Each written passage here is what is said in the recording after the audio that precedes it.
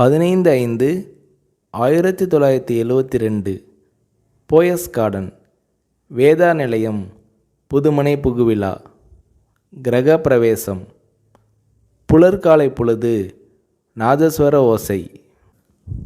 தென்னிந்திய திரையுலகின் பட தயாரிப்பாளர்கள், இயக்குனர்கள், கலைஞர்கள், கதை வசனகர்த்தாக்கள், திரைப்பட பத்திரிகையாளர்கள் என திருவிழா போல பெருந்திரள். சளைக்காமல் சலிக்காமல் ஓடி ஆடி உபசரித்தார் ஜெயலலிதா. மாளிகை முழுவதையும் சுற்றி காட்டினார்.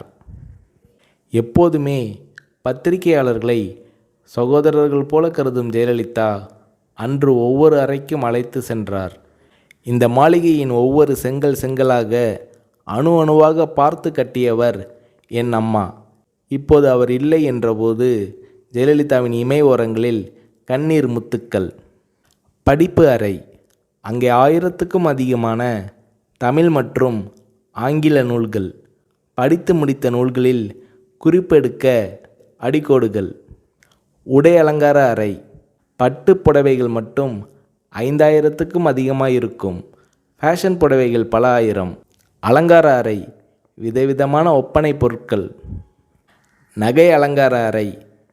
ஷெல்ஃபுகளில் பெட்டி பெட்டியாக தங்க வைர நகைகள். பிரத்தியோகமாக ஒரு நகை குடத்தை திறந்து காட்டினார் ஜெயலலிதா. ஒரு பெட்டிக்குள்ளிருந்து சில நகைகளை கையில் எடுத்தார். ஒளி வெள்ளத்தில் மின்னல் கீற்றுகள். இவை மைசூர் மகாராஜா என் முன்னோருக்கு கொடுத்தவை என்றார் ஜெயலலிதா. வரவேற்பு அறை. வெற்றி படங்களின் கேடயங்களும் பதக்கங்களும், அப்பா அம்மா படங்களும், ஜெயலலிதாவின் குழந்தை பருவ நடன அரங்கேற்ற படங்களும் வரவேற்பு அறையை ஒட்டினாற்போல் மிதியடிகளுக்கென்றே சிறப்பு அமைப்பு. நூற்றுக்கணக்கான மிதியடிகள்.